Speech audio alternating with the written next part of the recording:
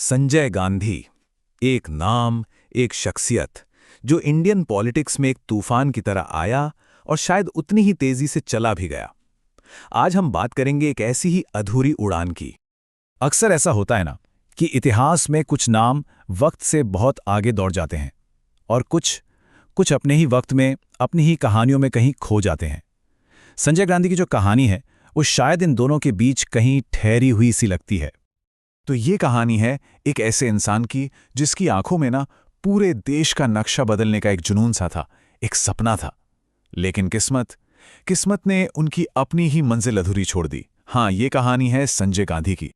जब हम किसी पॉलिटिकल कहानी की बात करते हैं तो शुरुआत भी पॉलिटिक्स से ही होती है, आमतौर पर। लेकिन यहां एक ट्विस्ट है।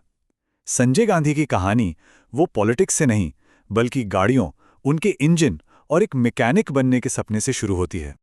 तो देखिए, 14 दिसंबर 1946 इस दिन संजय गांधी का जन्म हुआ। और कहां? भारत के सबसे ताकतवर राजनीतिक परिवार में।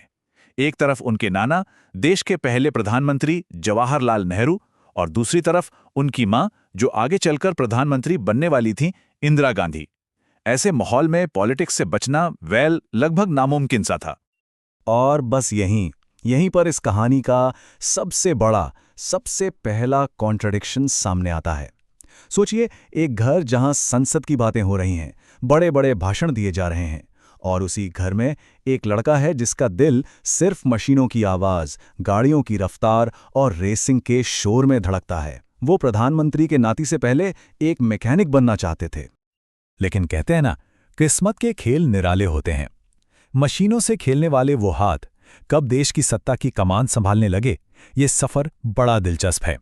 तो चलिए देखते हैं उनका पावर में आना, उनका वो तेजी से उभरना। ये 70s का दौर था। देश में ना एक पॉलिटिकल उथल-पुथल चल रही थी, और ठीक उसी वक्त इंदिरा गांधी के बगल में एक नया पावर सेंटर उभरकर सामने आया। एक नया चेहरा, एक ऐसा शख्स जो इंतजार करने में यकीन नहीं करता था, बल्कि फौरन फैसले लेने में विश्वास रखता था। फास्ट, डिसाइसिव और बिल्कुल फियरलेस। उनका मंत्र बिल्कुल साफ था, बातें कम, काम ज्यादा।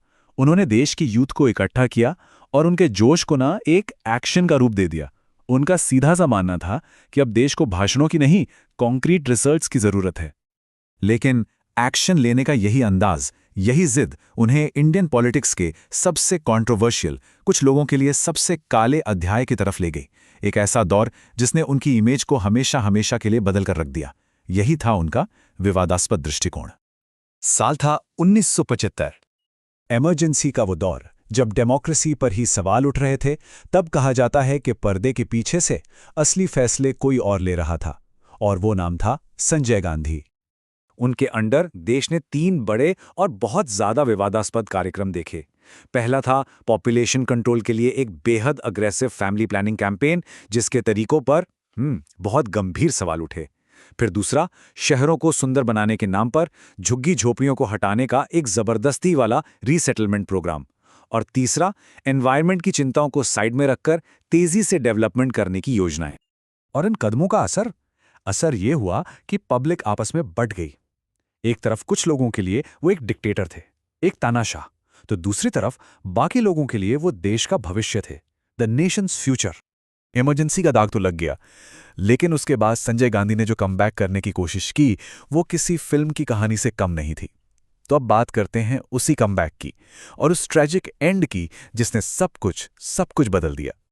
1977 इलेक्शंस हुए और कांग्रेस बुरी तरह से हार गई। सबको लगा, आमतौर पे लोगों ने मान लिया कि संजय गांधी का पॉलिटिकल करियर अब खत्म, फिनिश। लेकिन उन्होंने हार नहीं मानी।